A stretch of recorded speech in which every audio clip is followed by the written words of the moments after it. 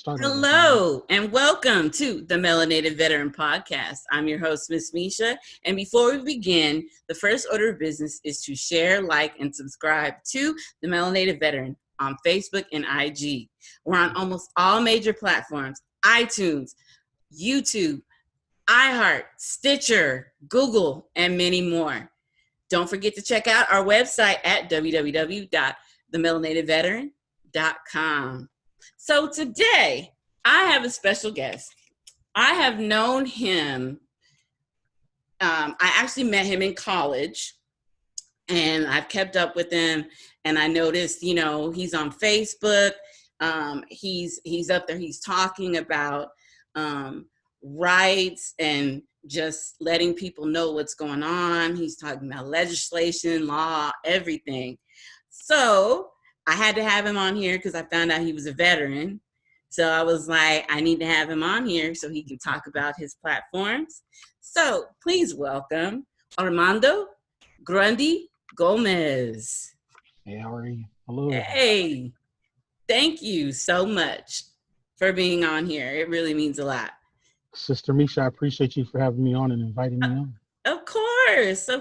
You be doing your thing, and it means so much to me that you're, I've seen where you've talked to people that are pretty big influencers in certain parts of in the media and everything, and I was like, that's awesome. So, do you know you mentioned, Miss Misha, that we met in college, and I was pretty active then when we were in college. I don't know if you're aware, but I will bring up an incident that happened at a school that shall remain nameless. Yes. It shall remain nameless. I got a little tongue twisted. That normally doesn't happen, but there was an incident that happened at this school that shall remain nameless. At that time, I was, and some people, I believe in transparency. I was a member of an organization. It was a political organization, and they decided that they wanted to have an event. And I don't know if you recall this. This was actually my last year that I was there.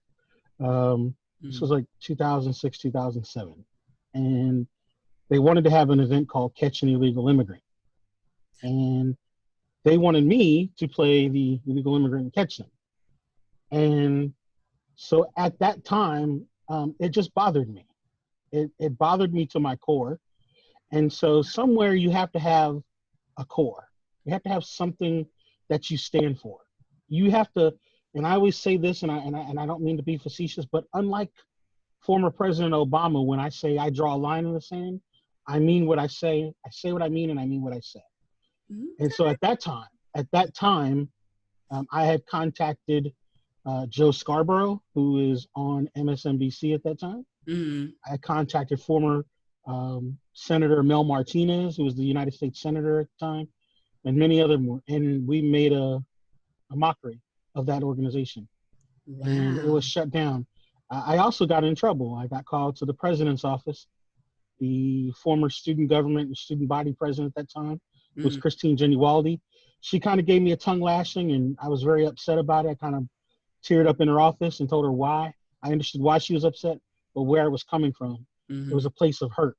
Right. But that was something that I understood fundamentally then, that there was something that you must stand for or you'll fall for anything. Very much so. That's awesome. I don't know if you knew that or not, but that actually happened. No, because I left there and I actually graduated. I graduated in 2005. So I had already been gone by then. But you can actually look that up. Right? You and I know where to look that up. Oh, yeah, I definitely will. And as you were talking, my mouth was like. Yeah. And I forgot it was 2005 that I met you. Yeah, it was 2005. I got there in 2004, 2005. Okay. Yeah. That school that shall remain nameless. Yes. Yeah. The school that shall remain nameless, who shall not be named. Yeah, exactly. So I want to ask you, So obviously prior to going to the school that shall be remain nameless, Yes. I know you were Hogwarts. After Hogwarts, Yes. before Hogwarts, I know that you were a veteran. So tell me a little bit about like how long were you in? Absolutely. So I was in the United States Army, and I went in initially in 1996, but my active duty dates were from 1997 to 2005.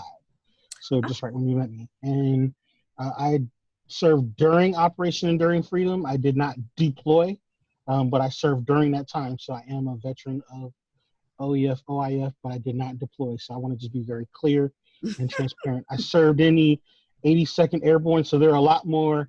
As you and I will know, some of these terms some of these terms I have not used in years. When I left the military, I left HOA, I left the word high speed and everything else. I left those, but I'm gonna use them today for only one very reason. There were a lot more soldiers. There were many soldiers that were a lot more high speed and all about that life than I was. Some of them were doing this and this and that. I did jumping out of planes, and I was a combat engineer. I regret that now. My knees are not thanking me for it right now. It's cool when you're 17. It's not cool when you're in your 30s. I will tell you that. It's pretty cool. Facts. You think that $100 check extra month is doing something for you? Again, there was a lot more, many soldiers, male and female, or some in between, that were a lot more high speed, and I've been very inclusive of everybody because, you know, in this politically correct army or politically correct atmosphere, we must be inclusive. So therefore, many of them did a lot more things than I could ever dream to do. But I knew going in two things. One is I knew I didn't have the money to go to school, and it was going to be a way to be able to pay for my future. And the second one was I knew that I wasn't staying in for 20 years. I knew that at 17. Right. I was very meticulous, and I had a plan, and I followed it to the T. I was going to take them for as much as they took me. Hello. Yes, you have to. Absolutely. You have to. Get your benefits. Get your benefits. Use them. College, disability, like everything. Are you a disabled veteran? I am. What is your rating? So, you know, and for me, what are you currently at? I am actually right now, I'm at 60%. We'll talk afterwards. You can DM me and I will help you. Okay. I appreciate it. See, we Mondo went from 20% to 80% in 3 months because Mondo was very active. And I do talk in third person, and I'm doing it purposely. If you can be Misha, I can be Mondo. There you go. So hey, there's nothing. Hey, I can't say anything. You good. I have no qualms helping you get where you need to be. See, and that's the whole reason, like, I wanted to, you know, make this podcast, and is to networking, because if you don't ask, if you don't say anything, you don't know. Well, pride doesn't put food on the table. And if you don't ask, you cannot receive, and you should not block your blessings. Hello. You didn't really ask, but I did offer, and I have no qualms. I'm big about being a veterans advocate and making sure veterans know their benefits from the rooter to the tutor, from the top of the head to your bottom of your feet. It is important. I am currently at 100% where I need to be. I want everything that I am entitled to. Nothing more, nothing less. Everything that I am entitled to. Hello. Absolutely.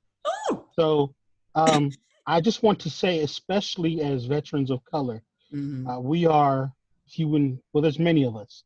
So I find it interesting. Another thing is a little bit off topic. I know it's not part of your question, but I find it interesting in this climate when people talk about patriotism. And I'll say why I say that.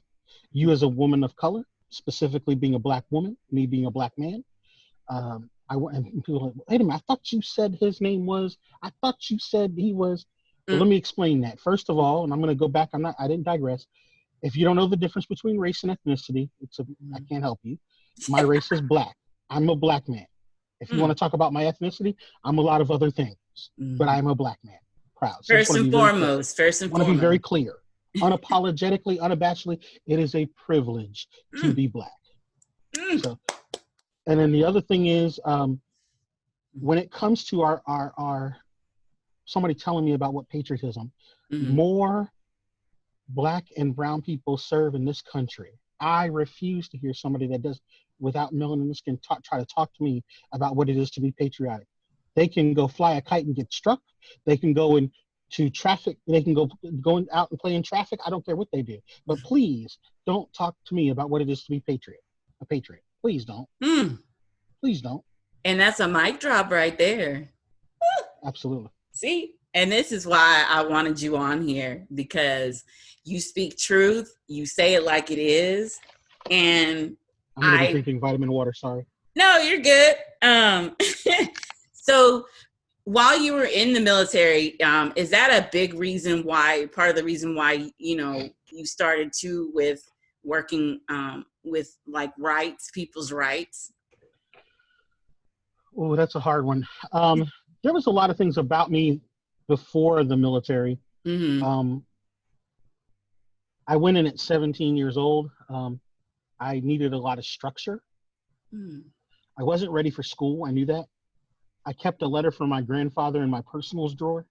We all know what those personals drawers are, socks and other things like that. The letter said, if you don't know when you graduate high school what you want to do, go in the military. It's 3 square meals a day. It's a roof over your head, and you get a trade. I opened that up on graduation day, and I read it again. I had already known what I was going to do.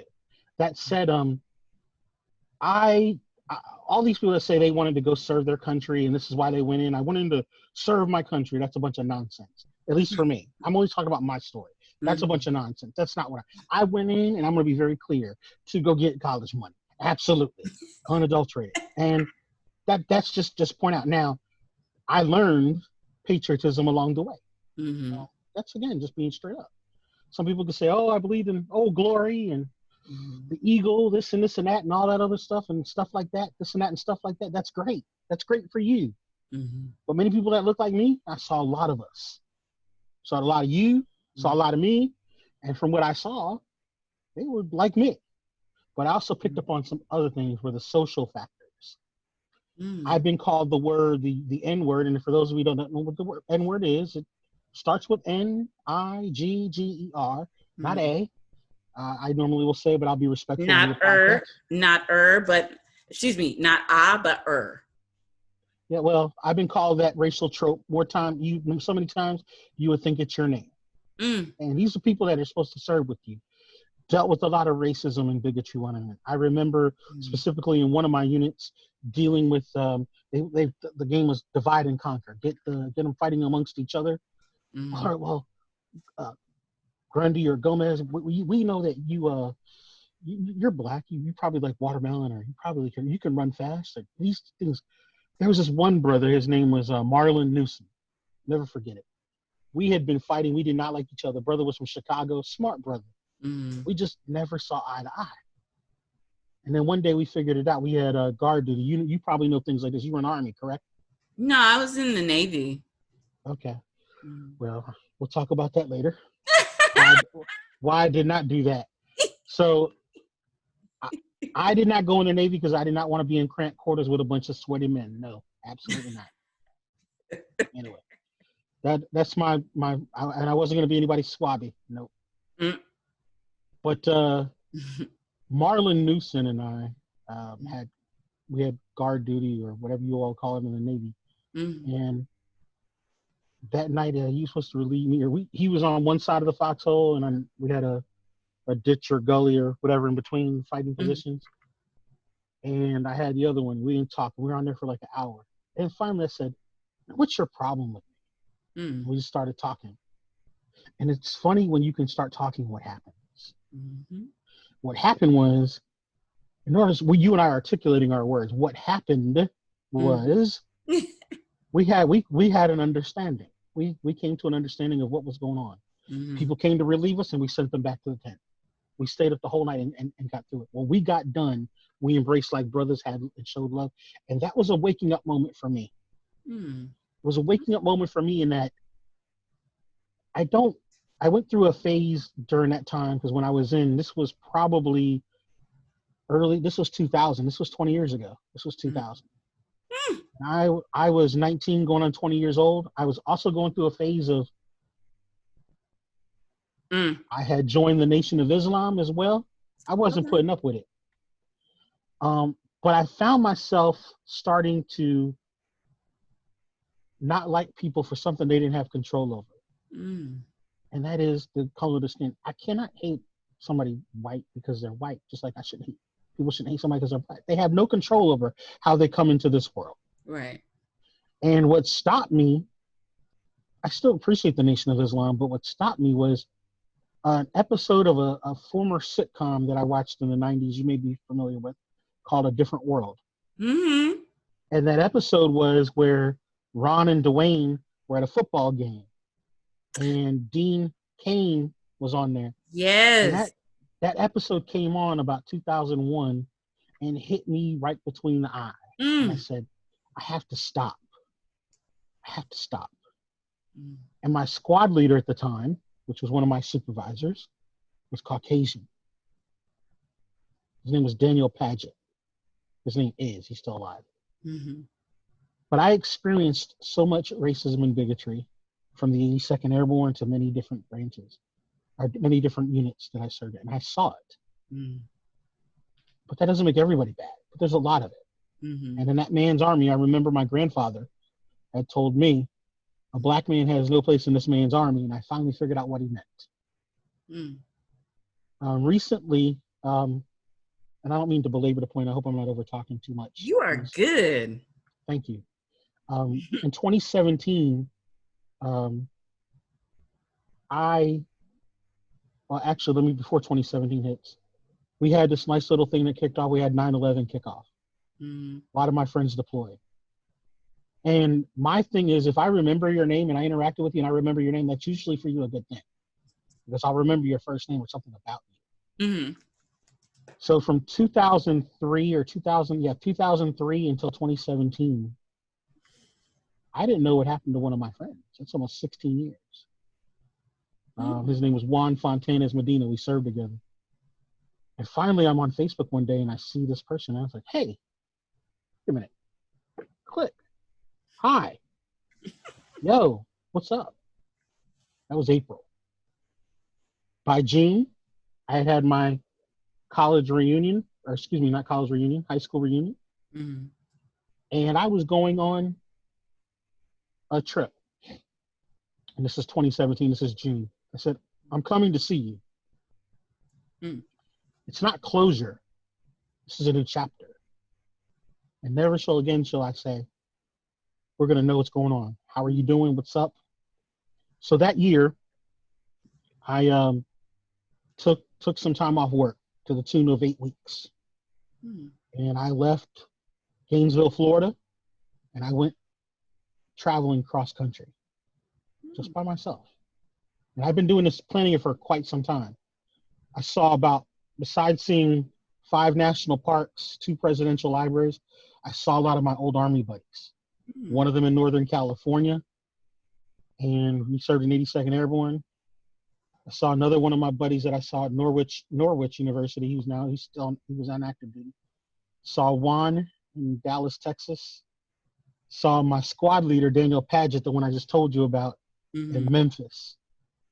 It wasn't closure. It just brought me to a good place. And so I'm able to look at people from all different backgrounds. Just look at them as people. And if we value human resource, we're going to be in a better place. Amen. I love that. Because you have to, like, we're human. Like, honestly, to me, at this point in everything going on, I feel like it's not a black or white thing. It's a human thing. You know, we're humans. That's it. We're humans. I love that, you realize that, because a lot of people they probably wouldn't even make a second thought about it. They probably wouldn't even think about the people, that you said, hey, I'm going to go on a cross trip. Hey, I'm coming to see you. You know what I mean? So I think that's awesome. It just comes to the fact of, I always tell people, I don't need to remind myself every morning when I wake up that I'm black. You Mm-hmm. don't need to remind yourself that you're a woman. When you go into use the facility, you probably know what you need to do to take care of business. Mm-hmm. Like I do. I don't have to remind myself that I'm a male. I Right. don't have to remind myself to breathe. We just do, right? Right. So why do I need to remind myself that I'm black every day? Mm. Now, I said that I'm unapologetically pro-black. Absolutely, I am. It doesn't mean I hate anybody else. I just love me. Right. I love my wide nose, and I love my sisters. And I wish my sisters loved themselves as much as I love them, with their Mm. natural hair, without putting a creamy crack or putting blonding their hair or bluing their eyes and being ashamed of that. Just saying. Just saying. Right. Love the skin you're in. Yes. Oh, amen. You got to. Oh, you got to. So I love how you used what you went through in the military with, race relations, and you went and used it for good as well, even in college, because, I had my struggles in college. mm, oh, Uh, yeah. mm, But I love the fact that you still kept going. yes. And even after, like, I was, when I started seeing you post stuff, I was like, okay, what made you decide, like, what made you start doing like your Facebook lives and all that? Well, several things. I am always of the belief. I don't care. I'm going to start off with a criticism I received from this one sister. Said, you're worried about getting likes. I said, clearly you don't know me. I could care less whether I have 1 or 0, because when I figured it out that I might only have 4 or 5 people watching, but when I'm in a town of 25,000, 50,000, actually 125,000 people, because Gainesville has 125,000 people, Mm-hmm. and I'm getting people I don't even know say they saw my video. That's more. Well, you weren't one of the 4 that I saw. Mm-hmm. So my voice is permeating somewhere, and somebody's receiving it, good, bad, or indifferent. What I had to learn and understand is I had to be more responsible with my voice. Mm-hmm. Because at first I was being messy and I wasn't being responsible with my voice, and I started having to guard it. That doesn't mean I can't be passionate. It doesn't mean that I can't be forthright and forceful, because that doesn't mean anger because I'm passionate. Right. But it does mean that I need to guard my voice and guard my spirit. It means I need to be understanding what I'm talking to. And rather than harangue somebody, if I want to make effectual change, then I have to start speaking to the change that I desire in order to be able to bring people aboard, right? Because in this time and in this place, we only have so much time. Mm-hmm. And I can't fight every battle. Right. I don't desire to. So what I desire to do is to help us be the best parts of ourselves. Find the best parts and best place of us. Start empowering ourselves. For an example, today I received a text message from a friend, and she said, well, we're going to have National Blackout Day on whatever day it's supposed to be. We're not going to talk about that on here, but you might have received that text. I got it. Share it. Oh, yeah, we can talk about that. We can talk about that afterwards. No. But I said, my point to that was, I said, I guess. Well, she took umbrage with that. And she said, share it and don't be stupid. I said, and what does that mean? Share and what? Hold on, we're gonna go down. Well, she took it as me disagreeing. No, hold on. She's a little bit older. I said, let's not go there. Let's not go there. Mm-hmm. Well, I have no patience for stupidity. Okay, hold up, sister. Let me reframe this for you. See, you're talking about waiting till July. This is June. We're at the beginning of June. We have an entire month of 30 days in June that we could be blacking out. But you want to wait till July 7th. So I guess after you get done having your garlic crabs and everything on July 4th, you want to wait till July 7th that you indulge yourself in garlic crabs and everything else. Meanwhile, we could be doing this all in June. That's the problem with our people. When I said that, all of a sudden, it was point well taken. But instead, no, you wanted to call me stupid. But see, I called you stupid just the same way you did me without ever having to call you a name. Mm-hmm. Why wait? Just like I understand, I get our anger. All of us are in this together. Mm-hmm. When it comes to Brother Floyd, George Floyd being murdered, Sister Breonna Taylor being murdered, Brother Ahmaud Arbery being murdered. Mm-hmm. Okay, I get it.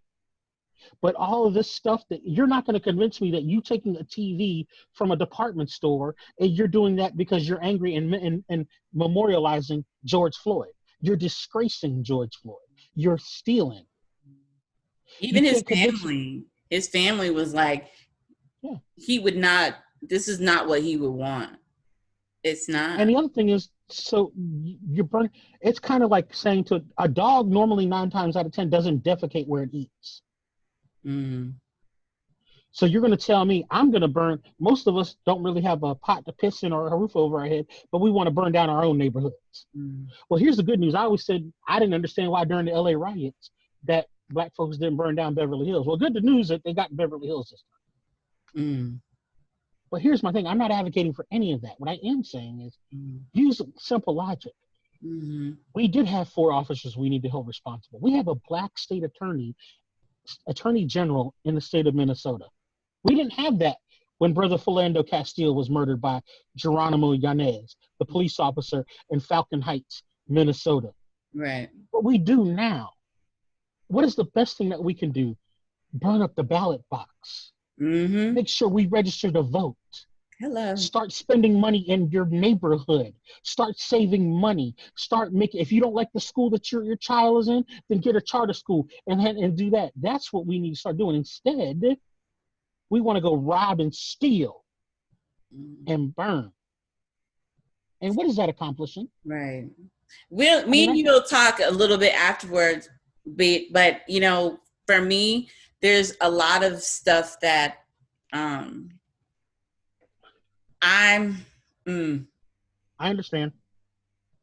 I do understand. It's because I don't feel like it's just one type that's burning things, and it's not one type. Well, no, just speak truth. Just speak truth. Right. It's not. Every time it's being filmed, it looks like you and me. Right, and it's not like there's things that things that I've seen. I've actually seen cops that were one of the few actually vandalizing. I have to see that. I have not. I've heard that. I have to see video of that. Okay. I'm not. And I. You're the second person that's told me that. Here's the thing. We know there's many different people. Here's the thing that also concerns me. It goes along with what happened last week with the Charlemagne the God interview with Vice President Obama. Some of us like to make excuses for other people's bad behavior. I say that to say this. Antifa, there's some of us has been doing things and spraying Black Lives Matter. I have a problem with that. You want to use your bad behavior and then put it on somebody else. Mm-hmm. And as much as people want to call this current occupier of the White House a racist and a bigot, we don't want to look in our own house. If you happen to be a Democrat, I am a Democrat. That said, I see a lot of racism and bigotry, and you've seen my videos, and I speak to why. And people think that, well, the Democrats are going to protect. We don't even have a right to vote in this country, yet you and I serve this country. And Joe Biden was very bold to remind us of that. He extended the Voting Rights Act.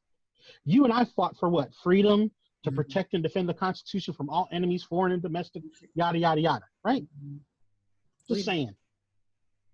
So what are we fighting for? That I agree. We have a privilege to vote. We're worried about 40 acres and a mule. Negro, you don't even have a right to vote. Negro, the Democrats, people like, well, Social Security. Do you know historically Black folks couldn't be a part of Social Security? There's a lot of things these folks are forgetting. But anyway, I digress. I love it though. I mean, and that's one reason too that I wanted you on here, because your platform, like what I see when I see you on doing your Facebooks and everything, I know that you deal with, the rights of people, and you break it down. And that's one thing that I love, that I love that you do that for, for our people. Because let's face it, I mean, sometimes people aren't saying things, like actually trying to be truthful. A lot of people are afraid to say what they really want to say. And that's one thing I appreciate you, is you say it, and you find a way to say it. And it's not one of those things where it's just angry. And it's not just, hey, I'm talking like this, like. I'm not shucking and jiving. That it's funny. It's funny that you bring up the term anger. I don't know if you saw my video the other day that I was having with a friend of mine. Her name is Camila. We were talking about the relationship of black men and black women. I had two black women. One was the president of the NAACP. And I said, she called me an angry black man. And Camila said, well, I've never heard the term, us as women use the term angry black man. I said, whoa. First of all, let's not play semantics. If I call you angry, it's the same difference. If I call you radical, it's the same difference. If I call you crazy, it's the same difference. Well, angry, so what am I? Well, I'm a man and I'm black. You call me an angry black man in front of white folks. Why is that okay? And you and I know, as a black woman, if somebody were to call you an angry black woman, there would be a visceral reaction. You know that, and I know that, right? So if it's all out of bounds for you, why is it okay for you to call somebody else that? And I was just trying to get Stephanie and Evelyn to understand when they said that was out of bounds. And it's funny, we try so hard to not be that stereotypical, No, but white folks tend to want to put you in a position where they'll say, you're angry. Why can't you? No, you're just passionate. And if they're passionate, if a white woman is passionate, well, she has courage. Like with hashtag Me Too. Alyssa Milano had courage to stand up and call for hashtag timeout. Rose McGowan had courage. Our black behinds, that was hijacked. Hashtag Me Too was started by a black woman. Yep. But if you want to get technical, years before that, well, if you want to get really technical, sister, it was really started by Anita Hill. That's true too. So the other point was was getting criticism. I didn't want to get into a back and forth about, well, why are not black men not stepping up, and why we could go back and forth and point fingers all day, and it accomplishes nothing. Nothing. So I can't speak for all black men, nor can I speak for all black people, and nor can they. What I can do is try to garner an understanding so that what we could do a better job and reach our best parts. Because I will admit that that black men in many respects could do a better job. But I also feel that, black women, double talk sometimes. You want us to step up, and then when you do, you try to make us of non-effect. So come on, what do you want from us? Because I could tell you, I've had black women that they will follow behind white women quickly, but with me, oh no, he's crazy, he's radical. No, I just don't put up with nonsense. Oh, goodness. And I digress again. Oh, I love it. I love it. I love it. I love it. So before we wrap up, tell everyone. Ask more questions. Huh? Please ask some more questions. You're not wrapping up already, are you? Please. We can't. I mean, we can do an after show. I'm just saying. Got it. But we'll wrap up right now. So before we wrap up, tell everyone where they can find you. You can find me on Facebook. My name is Armando Grundy Gomes, Gomes. And Gomes, or whatever. I go by it all. It's all the same. Indicative to me. And I don't really use Twitter much. You may find me. I won't really. I'm on Instagram, just Mondo91. But mostly that's where I am on Facebook. And you want to reach out. I also do sometimes I'm on a talk show. I'm going to give a plug here. It's called Let the Ball Bounce with one of my fraternity brothers who's named Donnell. He goes by Goose Thomas, and Andre Bailey. They are out of Los Angeles. They are on Let the Ball Bounce Sports Talk Radio. You'll hear me on there a lot. And pretty soon, coming soon, you'll be finding me doing my podcast. I'm going to get some things together. I'll be working with my sister, some other folks to get some ideas about how I want to effectuate change there, monetize YouTube, but that's a work in progress right now. And I better be on it. I'm just saying, like, hey. Absolutely. Better. I'm inclusive. You know, this is not going to be the last time that you're on here because I definitely, it's something that we need to start talking about. It needs to be a dialogue. Can I please ask you a favor?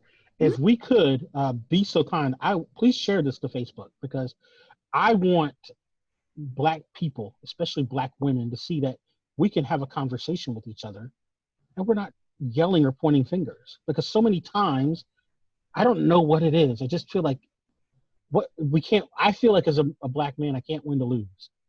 When it comes with each other, talking with each other. We'll definitely be sharing this on Facebook. Trust. It's definitely going to be going on a watch party. So definitely. So again, I want to thank Armando for coming on here. You're awesome. And so are you. I really thank you much. Thank you. So again, you can find me on Facebook and Instagram at The Melanated Veteran, and check out our website at www.themelanatedveteran.com. I'm your host, Miss Misha, signing off, saying embrace what makes you you. Thank you, sister.